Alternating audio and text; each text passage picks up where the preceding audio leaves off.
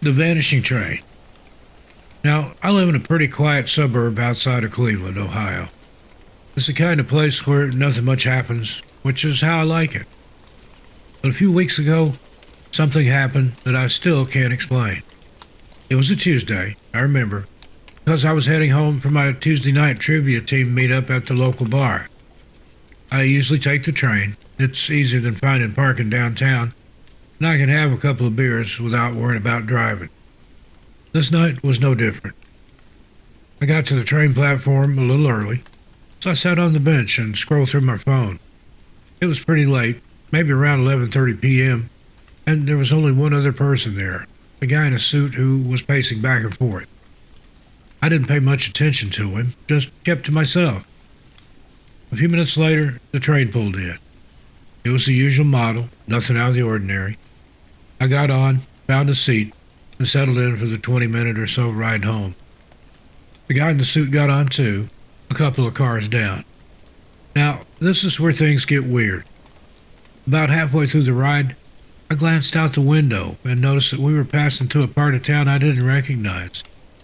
I've taken this train route countless times, and I know every stop, every turn, every landmark.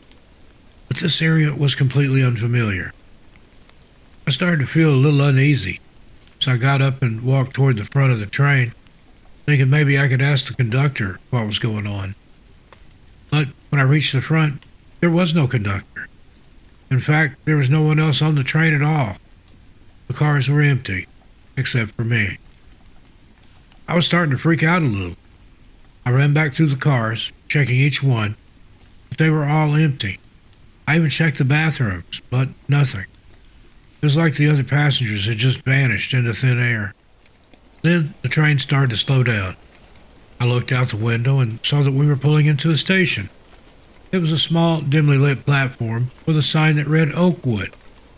I'd never heard of Oakwood. There were no other trains, no people, just an eerie silence. I hesitated for a moment, but then I decided to get off. I figured it had to be better than staying on an empty train to God knows where. As soon as I stepped onto the platform, train doors closed with a hiss and the train pulled away, disappearing into the darkness. I was alone on the platform with no idea where I was or how I got there. There were no taxis, no buses, no signs of life. I started walking along the tracks, hoping to find something, anything, that could help me figure out what was happening. After about 10 minutes, I saw a light in the distance. I walked toward it and found a small gas station, the only building in sight.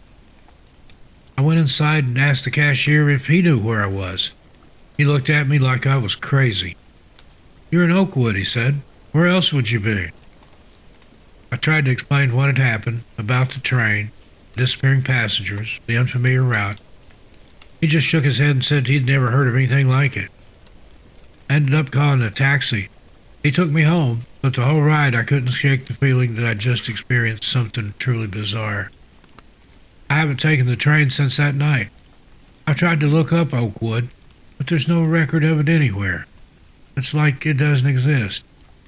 I don't know what happened that night, but it's made me question everything I thought I knew about reality. Was it a glitch in time? A parallel universe? I don't have any answers, just more questions. And a nagging feeling that I'll never truly understand what I experienced that night on the Vanishing Train. The Echoing Hallway. I worked a graveyard shift at a small, family-owned hotel just off the interstate. It's a quiet place, mostly truckers and the occasional weary traveler looking for a cheap bed. The pay ain't great, but the solitude suits me just fine. One night, around 3 a.m., I was making my rounds, checking the security cameras and making sure the doors were locked. As I walked down the long, dimly lit hallway on the second floor, I heard something strange, a faint echo of footsteps behind me. I stopped and turned around, but the hallway was empty.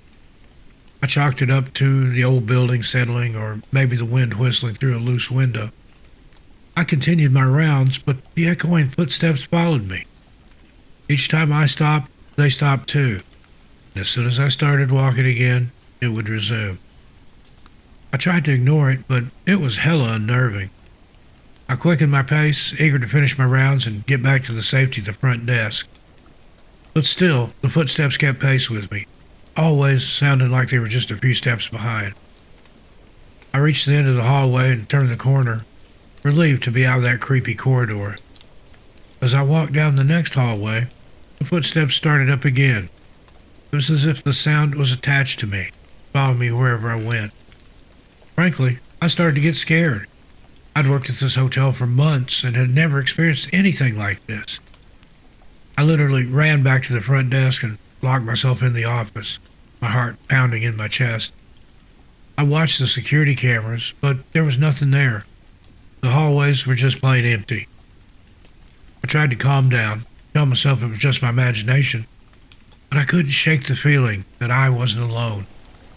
I spent the rest of my shift huddled behind the desk, jumping at every creak and groan of the old building. When my replacement arrived in the morning, I practically ran out of there. I didn't tell anyone what had happened. I was afraid they'd think I was crazy. But I couldn't bring myself to go back to work that night, or the next. Eventually, I did return, telling myself it was all in my head. But the memory of those echoing footsteps haunted me. I was just walking down a hallway, minding my own business, and I'd hear them again, just out of sight. I'd turn around, expecting to see someone there, but the hallway would be empty. I ended up quitting that job a few weeks later, telling my boss I found something with better pay. It wasn't a lie, but the real reason was those damn footsteps. I never figured out what caused them. Maybe it was a trick of the acoustics, or maybe it was something else, something like a haunting. I still think about it sometimes, especially when I'm alone at night. I'll hear a creak in the house and I'll freeze, listening for those echoing footsteps. Well, looks like they didn't follow me home, but the memory of them is clear as if it happened yesterday. I know it sounds crazy, but I swear it's true. If it wasn't a haunting, then it was definitely a glitch, a moment where the fabric of reality tore, revealing something lurking just beneath the surface. The missing hour. It was a lazy Sunday afternoon, the kind where the sun streams through the windows and puts long shadows on the living room floor. I was lounging on the couch, half watching a movie, half dozing, when I noticed something odd. The clock on the wall read 2:30 p.m., but my phone said 3:30 p.m. I figured it was just a minor discrepancy. Maybe I hadn't adjusted the clock for daylight savings time or something. I reset it to match my phone and went back to my movie. But a few minutes later, I glanced at the clock again, and it was back to 2:30 p.m. I checked my phone, my laptop, even the microwave. They all said 3:30 p.m. I was starting to get a little freaked out. I paced around the house, checking every clock I could find, but they were all off by an hour. I decided to go outside and see if the rest of the world has experienced this weird time warp. I walked down the street, peering into the windows of houses and shops, and every clock I saw was an hour off. Even the digital clock on the bank sign was wrong. I whipped out my phone and called my friend, hoping he could shed some light on the situation. But when he answered and heard my predicament, he sounded confused. "What do you mean it's 2:30 p.m.?" he asked. "It's 3:30 p.m. here." I explained again what was happening, but he just laughed and said I was probably messing with him. I hung up on him, feeling more unsettled than ever. I wandered around town for a while, lost in thought. It was like I was stuck in a different time zone, a parallel reality where everything was an hour off. Honestly, I started to feel like I was going crazy. As the sun began to set, I decided to head home. I walked back into my house, fearing the moment I would have to step back into my time-warped reality. But when I reached my front door, something even stranger happened. I opened the door and stepped inside, expecting to see the clock on the wall reading 2:30 p.m. But instead, it now read 3:30 p.m., just like the rest of the world.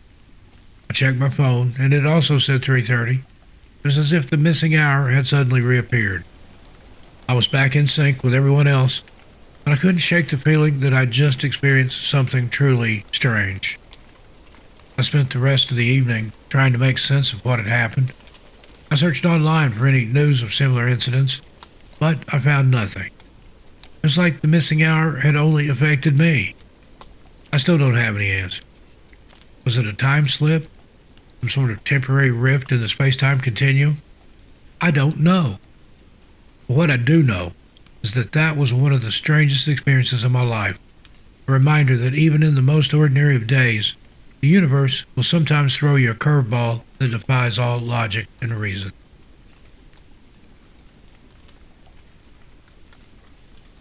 The unfamiliar reflection. I was having a particularly rough day. A string of minor annoyances had snowballed into a full-blown bad mood. I decided to take a break from work and duck into the restroom to splash some cold water on my face. As I stood in front of the mirror, staring at my tired reflection, I noticed something strange.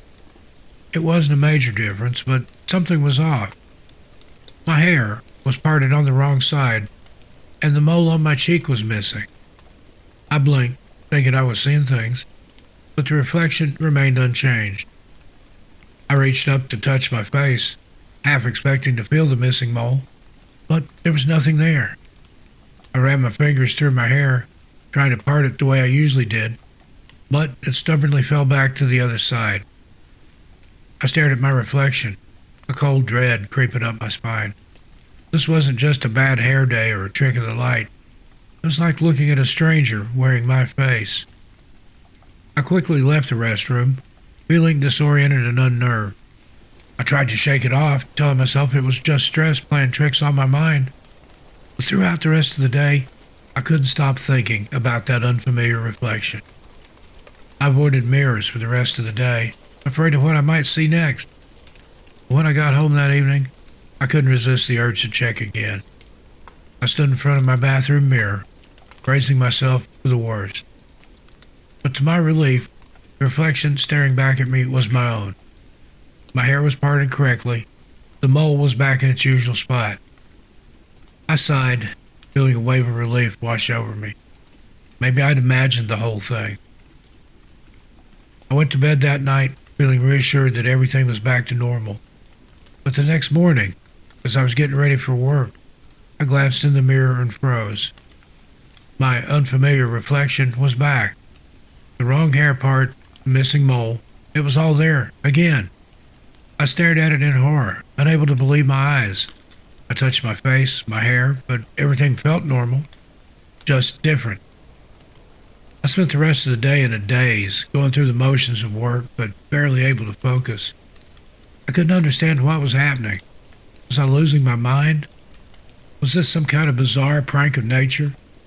I decided to confide in my best friend, hoping she could offer some rationale. But when I told her what was happening, she looked at me with a mixture of concern and disbelief. "Maybe you need to see a doctor," she suggested. "Or maybe you're just overtired and stressed out." I tried to follow her advice, but the unfamiliar reflection persisted. It was always there, lurking in mirrors and reflective surfaces, just letting me know that something was wrong. I started to withdraw from friends and family, afraid that they would either notice the subtle differences in my appearance or think that I was crazy. I don't know how long this went on, days, maybe weeks. It's all blurred together in a surreal haze. I felt like I was trapped in a nightmare, unable to wake up. Then one morning, I woke up and looked in the mirror, and the reflection staring back at me was my own again. I was overjoyed, convinced that the nightmare was finally over. Now that reflection, it's not gone completely. Sometimes it'll still appear occasionally, always when I'm feeling stressed or vulnerable. It's like some kind of glitch, a reminder that the reality I thought I knew was not as stable as I'd believed. I've learned to live with it, to accept this as my new normal. I don't know what causes it or if it will ever go away completely, but it's taught me a valuable lesson. Question everything, never take even reality for granted, and always be prepared for the unexpected.